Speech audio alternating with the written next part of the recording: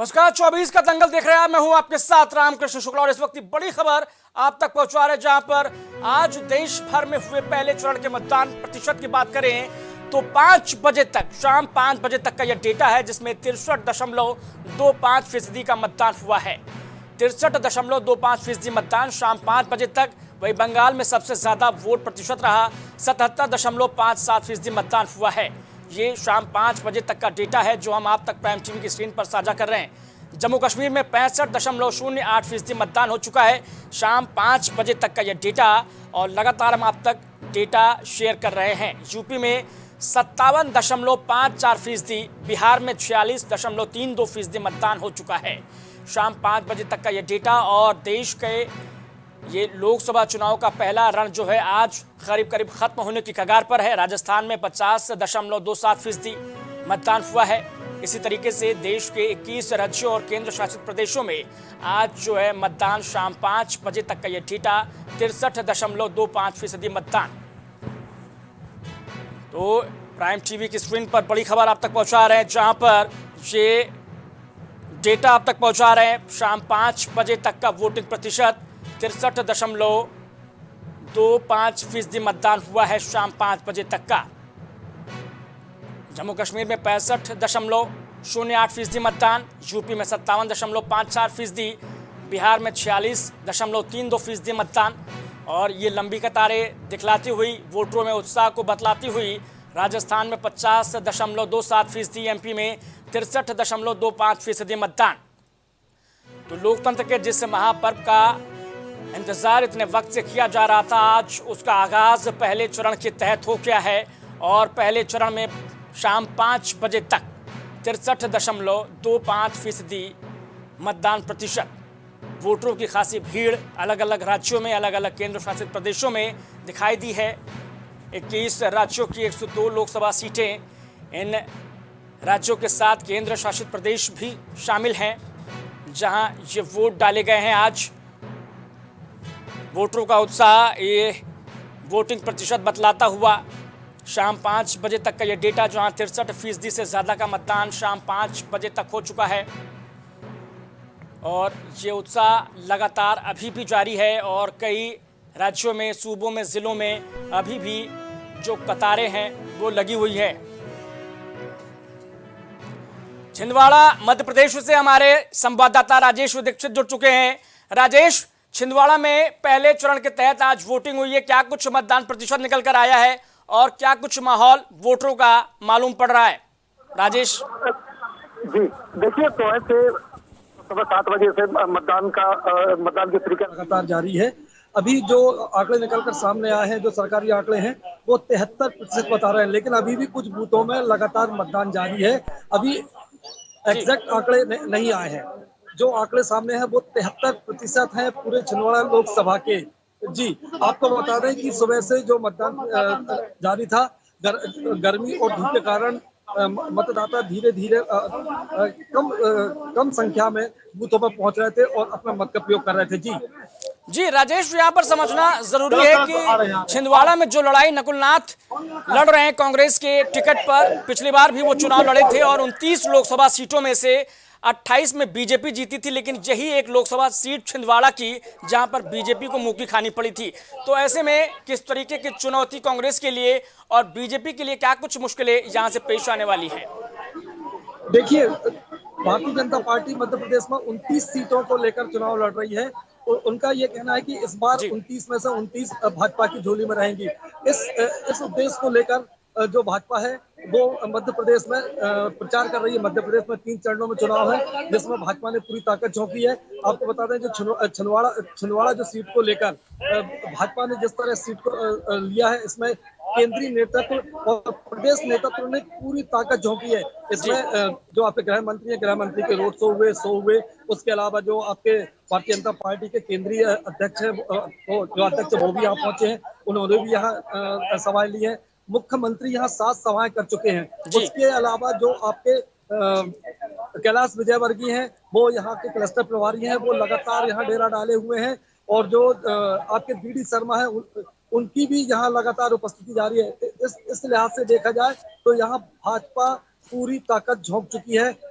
लेकिन जो आपके नकुलनाथ है, नकुलनाथ के जो पिता है कमलनाथ, वो पिछले 44 सालों से यहाँ पर लगातार जीतते चले आ रहे हैं। वो यहाँ पर उनका ये कहना है कि मैंने अपनी जवानी छिंदवाड़ा के नाम कर दी है और आखिरी सांस तक छिंदवाड़ा के लिए लड़ूंगा।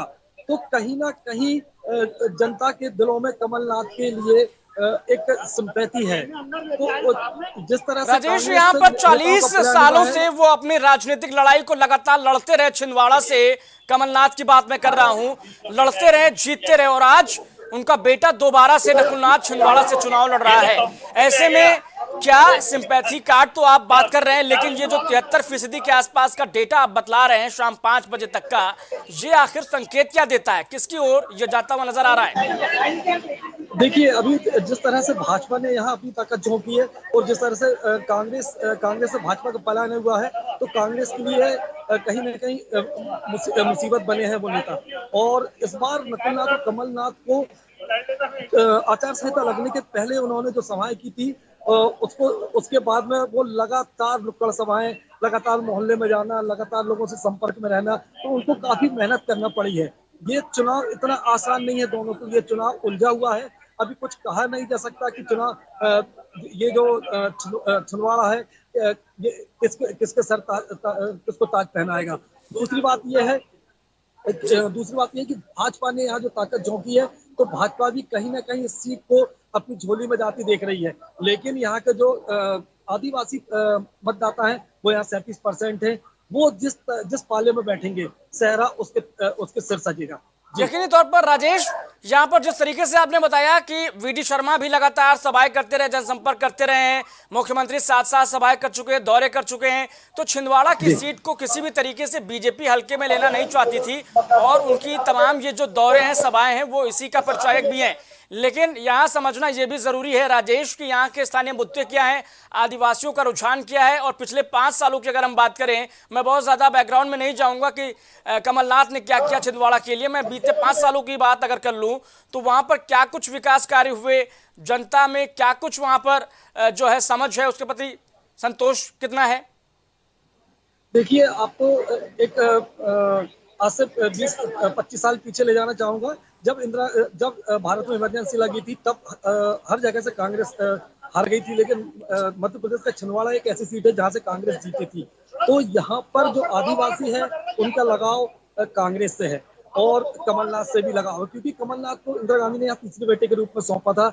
इस लिहाज से यहाँ पे जो आदिवासी वोट है उनका कांग्रेस से ज्यादा लगाव है। लेकिन भाजपा ने इस बार जो ताकत झोंकी है उससे कुछ वोट जरूर कन्वर्ट हुआ है, लेकिन कितना वोट। ठीक है राजेश, बहुत धन्यवाद हमारे साथ इस तमाम जानकारी और अहम जानकारी को साझा करने के लिए प्राइम टीवी के तमाम दर्शकों के बीच में।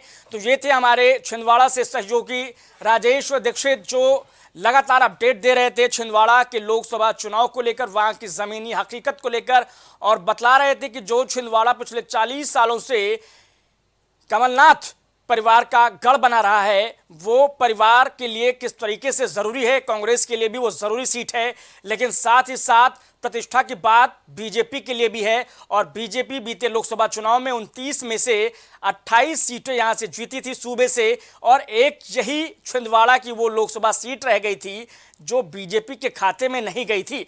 ऐसे में बीजेपी के लिए वीडी शर्मा प्रदेश अध्यक्ष हो या फिर हो मुख्यमंत्री मोहन यादव, लगातार सभाएं करते रहे, जनसंपर्क करते रहे कि किसी भी तरीके से कैसे भी करके जनता के दिल में, मन में जगह बनाकर छिंदवाड़ा की ये छूटी हुई सीट, हारी हुई सीट को अपने कब्जे में किया जाए और कांग्रेस को एक और तगड़ा झटका सूबे में दिया जाए। कोशिश कितनी कामयाब होगी, और आज के इस फेस में 73% के आसपास जो मतदान प्रतिशत 5 बजे तक का हुआ है, वो कितना अहम होगा 4 जून में बीजेपी के लिए, या फिर ये करवट बदलेगा एक बार फिर से कांग्रेस के लिए ही, ये देखना अहम होगा। बयार किस तरफ बह रही है, ये हमारे संवाददाता इसके लिए 4 जून तक का इंतजार करने की बात वो भी कह रहे हैं, और हम भी लगातार यही कह रहे हैं कि ये मतदान प्रतिशत जो है इसका सीधा सीधा आकलन करना अभी ठीक नहीं होगा, क्योंकि इसके लिए चुनाव आयोग है जो 4 जून को वोटों की गिनती करेगा। तो इंतजार उसी 4 जून का है। राजेश यादव लखनऊ से हमारे संवाददाता जुड़ चुके हैं, रुक करूंगा उनका। राजेश, उत्तर प्रदेश की 8 लोकसभा सीटें हैं, 7 जिले, और आज जिस तरीके से सूबे में ये पहली लड़ाई और उत्तर प्रदेश कर चुका है चढ़ाई, क्या कुछ मतदान प्रतिशत 57 के आसपास जो निकल कर आया है वो क्या कुछ बयां करता हुआ, लहर किसकी तरफ है? और हम शाम 5 बजे तक के ही मतदान प्रतिशत की अगर बात करें तो क्या कहता है ये वोटिंग प्रतिशत?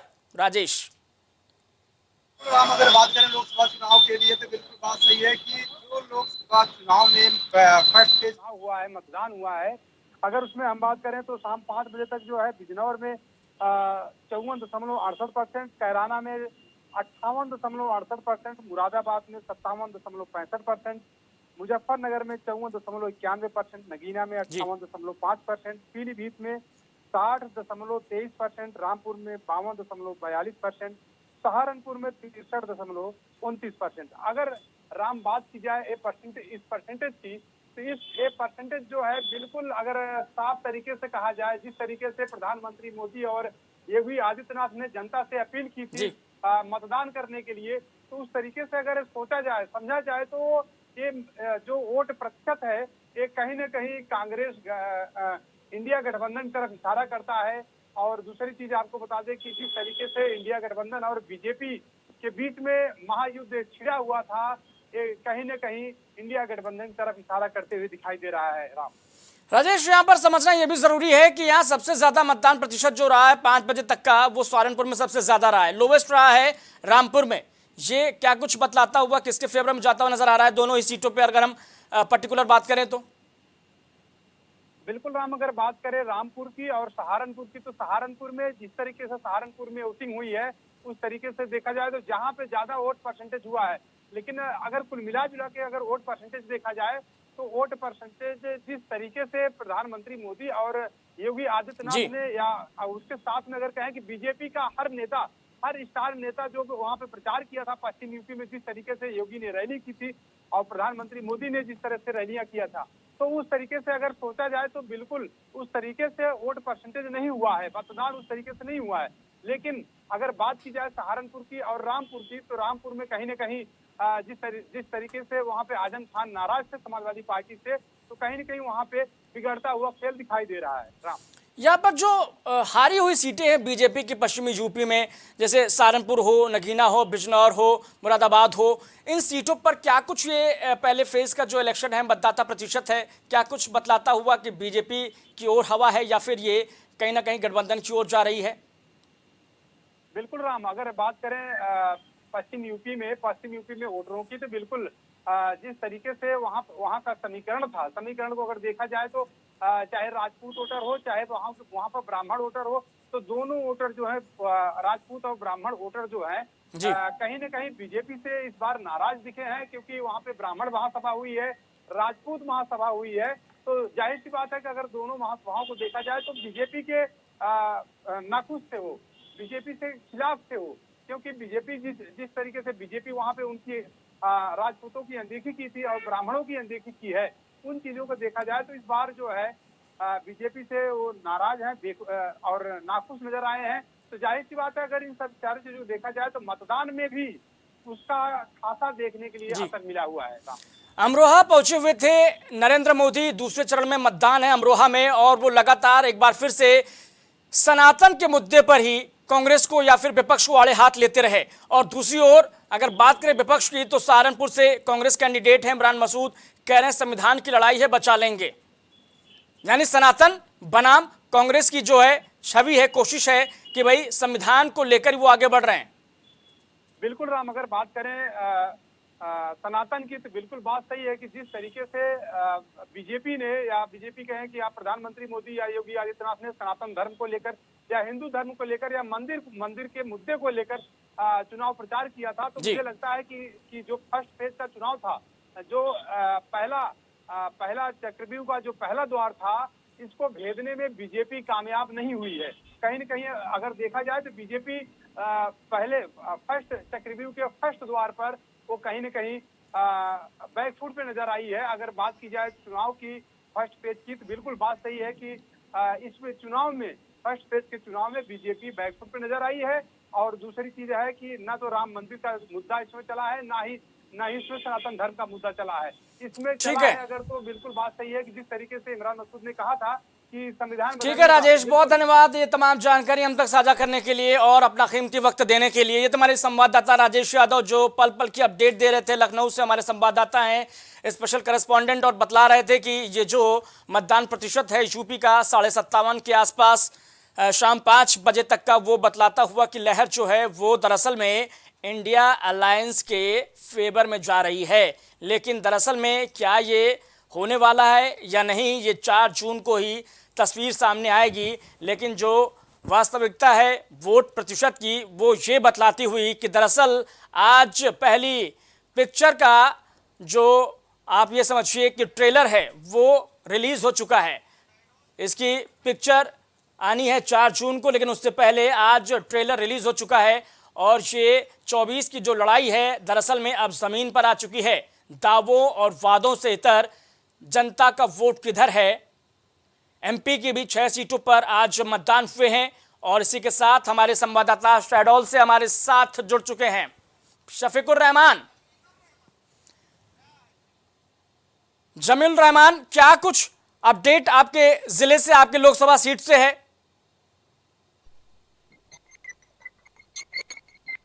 लोकसभा में शांति ढंग से मतदान हुआ है और सुबह के 7 बजे मतदान यहाँ चालू हुआ। काफी लोग जो है मतदान करने कतार में लगकर मतदान किए, लेकिन 12 बजे के बाद जो है फिर लोगों ने घर से निकलना बंद कर दिया क्योंकि गर्मी बहुत थी अपने पूरे जिले में, तो शायद गर्मी की वजह से। लेकिन ये कयास लगाया जाता था कि सेकेंड टाइम 3 के बाद लोग मतदान के लिए आएंगे, पर 3 के बाद भी यहाँ लोग बहुत कम पहुंचे हैं, बहुत कम की मात्रा में पहुंचे हैं। फिर भी लगभग अपने पूरे जिले से 60% के आसपास जो है मतदान हुआ है। जमीलुर, ये जो मतदान प्रतिशत आप बतला रहे हैं शाम 5 बजे तक का, ये मतदान प्रतिशत दरअसल क्या बतलाता हुआ, किसके फेवर में जाता हुआ नजर आ रहा है और वहां के स्थानीय मुद्दे क्या रहे? लोगों के बीच भी आप रहे, तमाम वोटरों के बीच भी, क्या कुछ उनसे बातें निकलकर सामने आई? देखिए, मैं आपको बता दूं, यहाँ हालांकि अगर पिछले चुनाव को अगर देखा जाए तो पिछले चुनाव में लगभग जो है 60% जो है 60% मतदान जब हुआ है तो वो जो है कांग्रेस के पक्ष में गया है, लेकिन 60 से ऊपर जो भी गया है वो बीजेपी के पक्ष में गया है। अभी फिलहाल यहाँ पर जो है लोगों ने जो वोट डाला तो जो है लोगों के अंदर एक नाराजगी तो थी ही, क्योंकि बेरोजगारी, महंगाई और ये सारी चीज, और हमने लोगों से चर्चा किया उस समय, तो लोगों को कहना भी था कि बहुत महंगाई और बेरोजगारी है, और इस हिसाब से ये जो है कांग्रेस के पक्ष में लग रहा है। यहाँ जमील, यहाँ पर एक अहम सवाल ये है कि दरअसल में ये चुनाव क्या मोदी के चेहरे पर यहाँ वोट दिया गया है पब्लिक की ओर से, वोटर की ओर से, या फिर कैंडिडेट को यहाँ पर जो है ध्यान में रखते हुए वोट किया गया है, देखिए मैं आपको या फिर जातीय समीकरण भी हावी रहे? शहडोल लोकसभा क्षेत्र में जो है यहाँ पर जो है मोदी के चेहरे पर ही वोट गया है, क्योंकि प्रत्याशी से नाराज भी थे, और आपको जो लोकसभा भारतीय जनता पार्टी की जो प्रत्याशी थी उनसे काफी लोग नाराज थे, क्योंकि लोकसभा जीतने के बाद प्रत्याशी ने कभी आम लोगों से मिला नहीं, बल्कि क्षेत्रों के अंदर गए नहीं, इसलिए लोग नाराज थे। क्योंकि इससे पहले इनके पिताजी जो है शहडोल लोकसभा से सांसद थे, अक्सर वो। ठीक है जमील, बहुत शुक्रिया, बहुत धन्यवाद हमारे साथ इस तमाम जानकारी को साझा करने के लिए। आप लगातार अपडेट बनाए रहिए और फाइनल हम अपडेट आपसे लेंगे मतदान प्रतिशत को लेकर कि आखिरकार शहडोल में क्या कुछ मतदान प्रतिशत रहा है और वो दरअसल में क्या कुछ बयां करता हुआ 4 जून को जब पूरी पिक्चर रिलीज होगी आज के पहले शो के बाद, ट्रेलर के बाद, तो फिर उस पिक्चर में क्या कुछ रहने वाला है, दिखने वाला है। नजर बनाए रखिए, हम दोबारा आपका रुख करेंगे, आपसे इन तमाम बातों का जवाब लेंगे। तो दरअसल में दावों और वादों से इतर आज 4 जून की पिक्चर से पहले वो पहला ट्रेलर रिलीज हो चुका है, जिस ट्रेलर का इंतजार करीब 2-2.5 महीने से किया जा रहा था। प्रत्याशी हो या फिर कार्यकर्ता हो या फिर समर्थक हो या फिर तमाम जनता हो, वोटर हो, वो इस घड़ी का इंतजार लंबे वक्त से कर रहे थे और आज जो आखिरकार उस वक्त का आगाज हो चुका है जब पहले चरण के तहत लोकसभा की 102 सीटों पर वोटिंग हो चुकी है। करीब करीब शाम 5 बजे तक का डेटा आप तक पहुंचा रहे थे, जहां 63% से ज्यादा मतदान हो चुका है। फाइनल डेटा आना अभी बाकी है। अब से कुछ देर में इलेक्शन कमीशन ऑफ इंडिया ये डेटा जारी करेगा और हम आप तक वो डेटा भी आप तक पहुंचाएंगे, शेयर करेंगे। आप लगातार प्राइम टीवी की स्क्रीन पर जुड़े रहिए, बने रहिए, क्योंकि पल पल की अपडेट प्राइम टीवी आप तक पहुंचाएगा, वो कोई भी टेलीविजन आप तक नहीं पहुंचा सकेगा।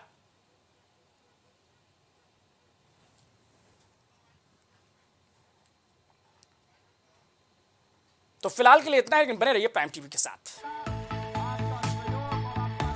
कुछ भाव पुष्प। आप देख रहे हैं प्राइम टीवी, सच साहस सरोकार। प्रॉब्लम्स थी जो मेरे को स्टेप्स चढ़ते हुए प्रॉब्लम थी, वो अब I think so 70% is improved. ठीक है, मेरे को एंकल में प्रॉब्लम थी एंड मेरे को नसेस मसल्स प्रॉब्लम थी, क्योंकि मसल्स में काफ़ी पेन रहती है, जो अब की इस टाइम पर एक बार ही मैंने लिया, मैं लास्ट टाइम आया था, उसके बाद मैं अब दोबारा आया हूँ, तो ऐसे 70% इज इम्प्रूव्ड, जो कि डॉक्टर नहीं कर सका। मैंने हाँ, मतलब मैं गंगा राम के हॉस्पिटल के डॉक्टर से तकरीबन 2 साल तक ये ट्रीटमेंट करा था, कि उनको समझ ही नहीं आया ये प्रॉब्लम क्या है। दैट इज अब बेटर है।